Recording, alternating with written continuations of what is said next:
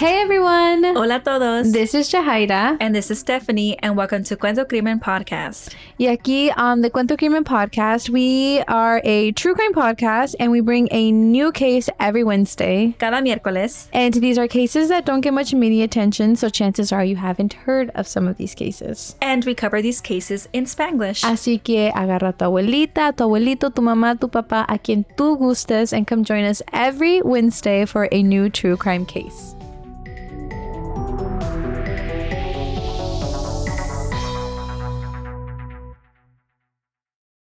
So, Anthonette Cayedito was born on December 25th, Christmas Day, 1976.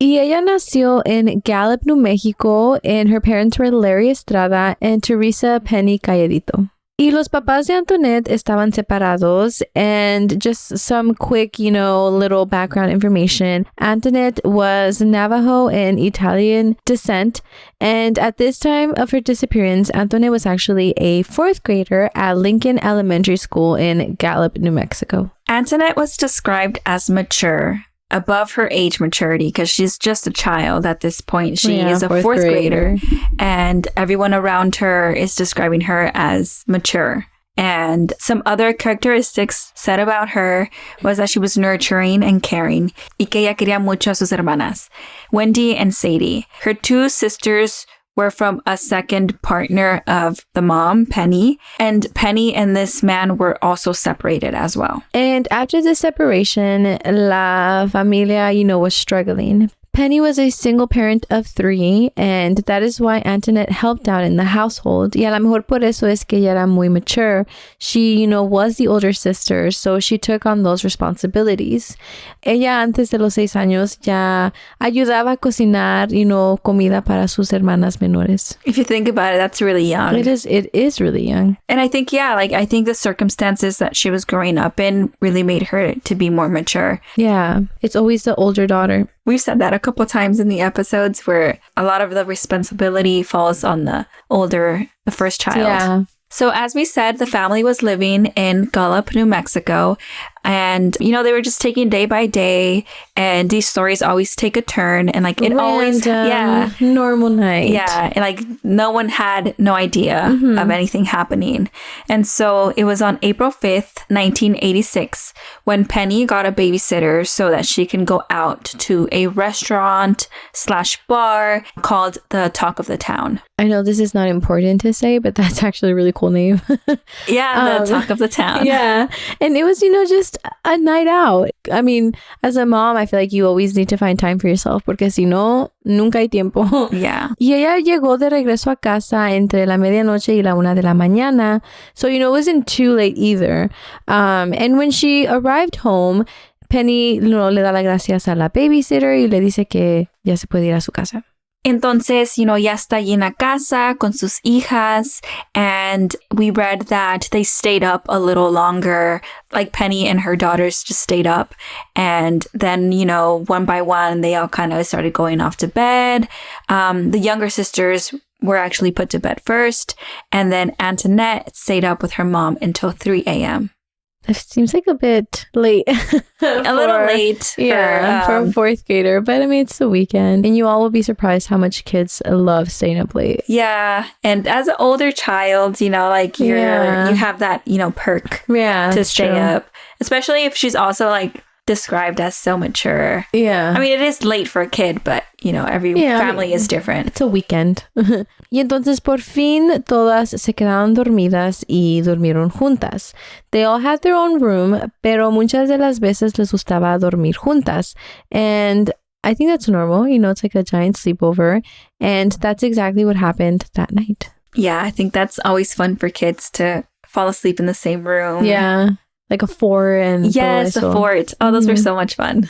On April 6, 1986, Penny woke up around 7 a.m. because that day they were going to Bible school. And so Penny was making breakfast and all the kids made their way to eat breakfast. But Anthonette was not coming down. And that's when she realized that she was missing. She started looking all over the house and, she was trying her best not to panic. And as she's looking around, she recalls that the day before, some of the neighbor kids were looking for a lost dog, and Anthonette was helping with that search the day before. And so Penny thought that, maybe she woke up early and she just went outside to I guess get an update on if they found the dog or not, or to help more. I feel like it's a lot of mixed emotions, a despertarte y no ver a tu hija allí.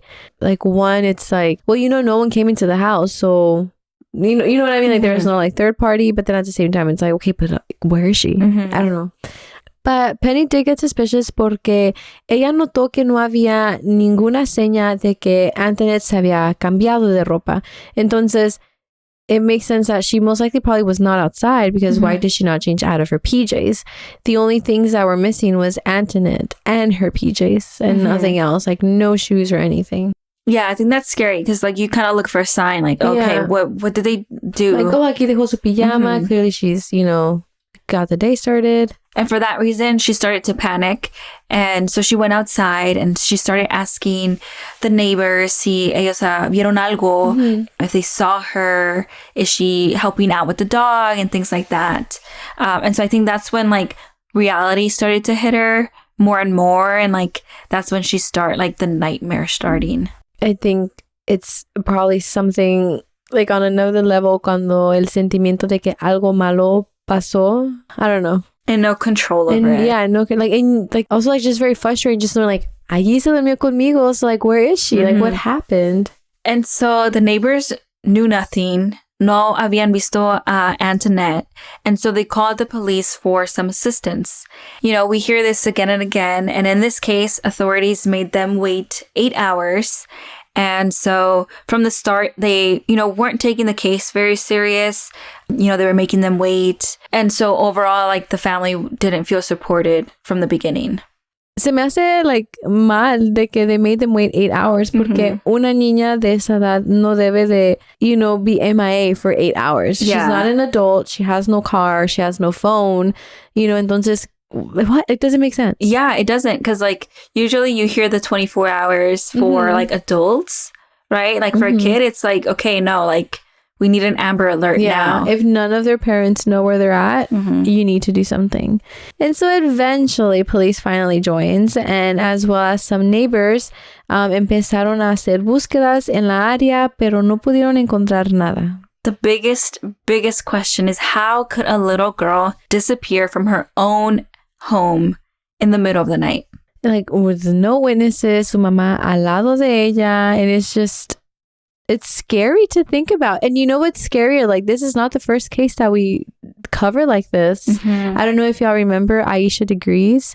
I'm sorry, I feel like that case haunted me for life. Yeah. Si no la han escuchado, go hear it. It's crazy. It's a big mystery. Yeah, and I feel like this was kind of the same. Just, they went missing from within their home with their family in the home. So, what happened? The only thing that kind of did stuck out was that a neighbor saw a truck.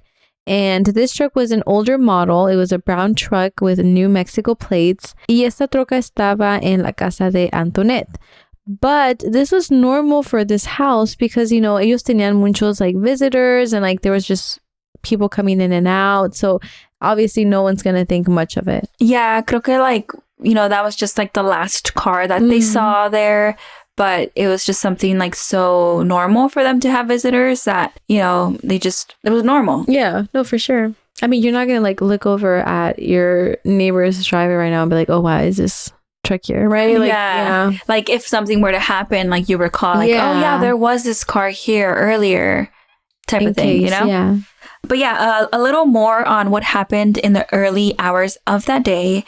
According to Anthonette's sister, Sadie, ella dijo que en la noche alguien fue a la casa y tocó. But she said que they ignored the knock on the door. Y ella dice que esto fue como a las 3 de la mañana. Y dicen que la persona que estuvo tocando siguió tocando, so they were pretty insisting. And then that's when Anthonette got up to open the door, because the person at the outside said that it was their uncle and aunt. And the second time of those knocks, Sadie got out of bed right behind Anthonette. And she said that Anthonette went ahead and opened the door, and 2 people were outside standing. And Sadie said that they took her and put her in the truck, which it could be the same truck that the neighbor described. Yeah. So that's Sadie's side of the story. I mean, I feel like it makes sense porque you're starting to put the dots together. Hacia de la troca, pues. Pero Sadie dice que ella tenía mucho miedo y que no quiso despertar a su mamá. She says that ella pensó que si la despertaba y le, contara lo que había pasado, that she was going to get in trouble. And this is a story we've known for years of like what happened to Anthonette. We'll hear another version later in the episode.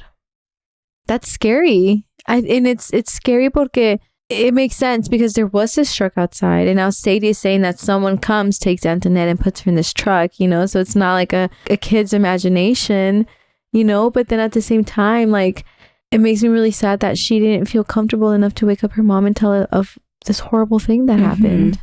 It's really sad. So they keep investigating, and it turns out that some of the kids in the neighborhood were saying that they should look into a certain someone. And this person was Wesley Daniels. He was a service technician and resident in the area. The kids were saying that he was known to convince kids to go on picnics with him.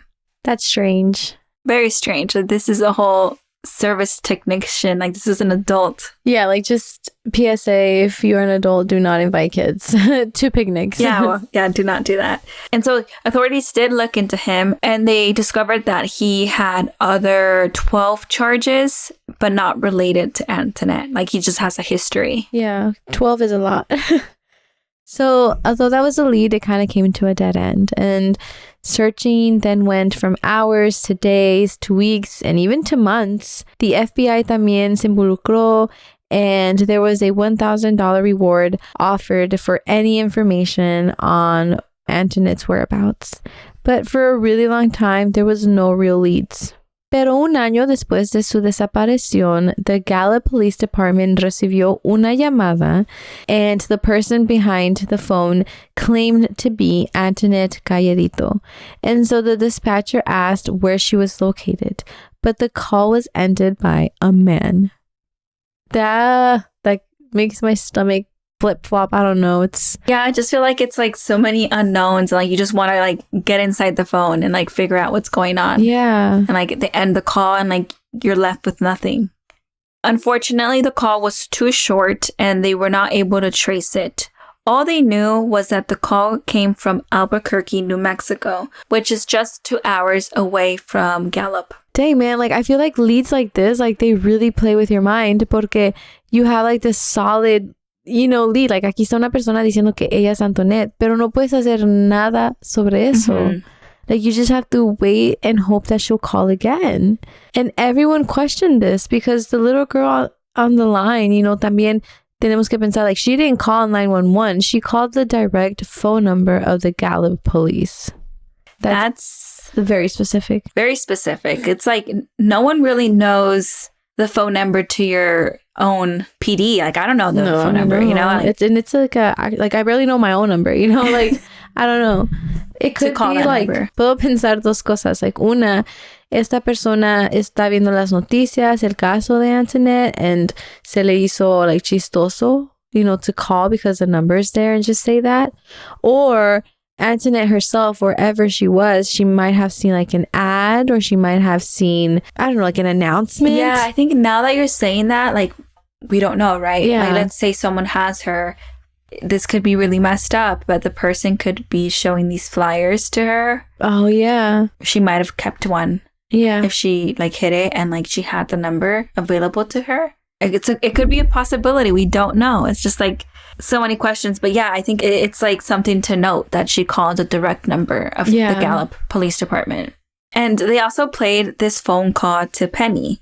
And I think that must be super hard for a mom to hear this phone recording because you don't know, right? And obviously she's going to have her own like perspective. Like, she's going to say whether she thinks it is her daughter or not. Or not, yeah. And Penny said, and I quote, "I listened to that tape over and over, and just by the way she says her last name and the way she screamed sent chills all over my body.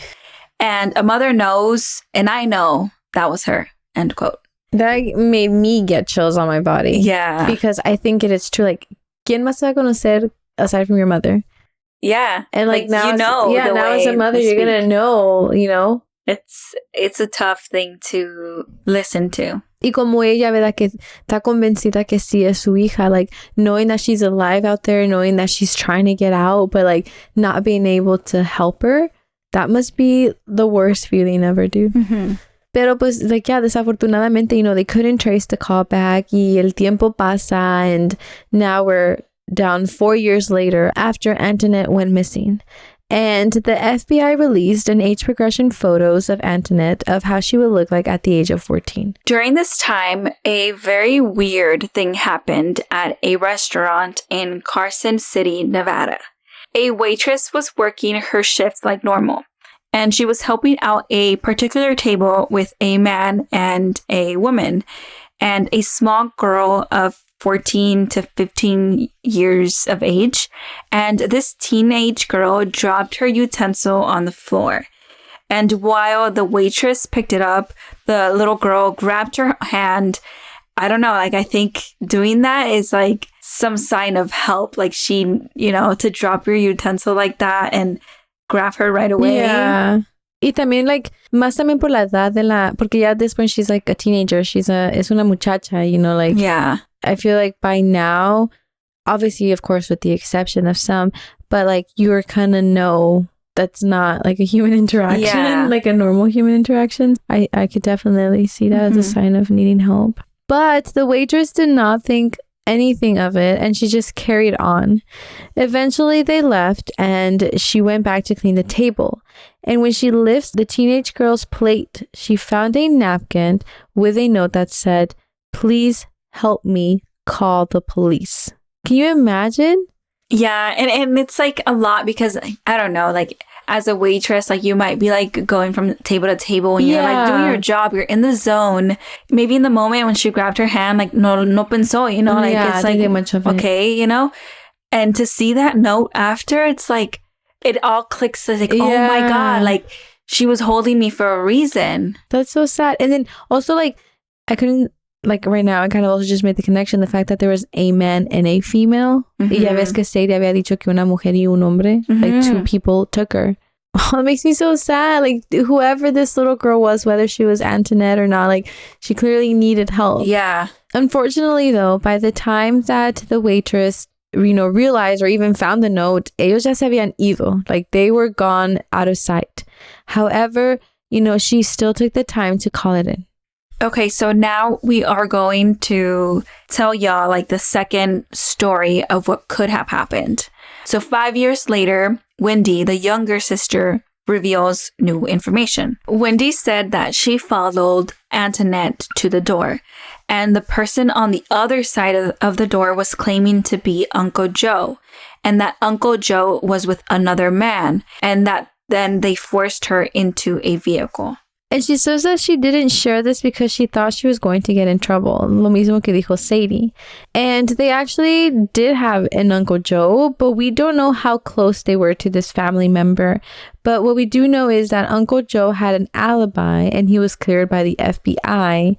Y como estaba diciendo Steph, like when we were searching this case, like the name Uncle Joe is just also a very generic name. It could have been just like the lucky chance that they do have an Uncle Joe. Yeah.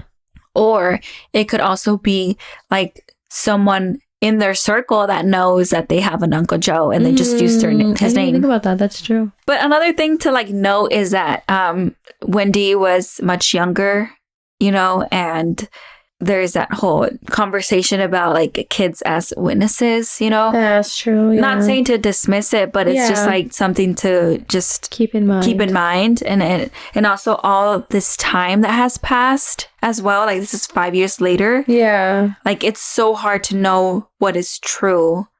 And also like even for grown-up adults, we construct memories, false memories. I was just going to say that, yeah. You know? Start switching it up. And yeah, and you really, really believe that it's true, but you just constructed a false memory. That's really scary to think about. It is. It's so scary, like the fact that your mind can do that.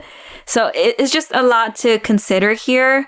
And then también, like, you know, Wendy grew up with Sadie's version, you know? Mm-hmm. She's going to do a lot of thinking and, you know, like late night thinking. So she could easily just think that she was also there. Yeah. Just overall, a lot of questions. But, you know, this is another story that came up, another version. And either way, I feel like the stories no son tan diferentes. So they're very similar. Yeah, very, very similar. After all of this, Anthonette is still missing. Nadie sabe nada sobre ella. Penny is still the same mother, you know, eager to find her daughter. She turned to her own Native American heritage for answers. She went to a well-known and respected Navajo medicine woman that had skill in performing traditional tribal ceremonies. She conducted a crystal ritual, and this is something done that connects with like the spirit of a missing person. This is her, you know, heritage, you know, but I see that a lot, like a lot of people do that as well, trying to get answers. Yeah. I think like kind of off topic, but not, but in one of our TikToks, I like someone commented like, why don't they get oh yeah. Yeah. And I was like, I never even thought about that. I think they also like tagged a page that does that. Oh, what? Like an account that does that. Huh. That's crazy. I never thought about that. Yeah, but I mean, it's like, honestly, like, I get it. Like, if it's been so long and you don't have answers, like, just knowing something is helpful. Yeah.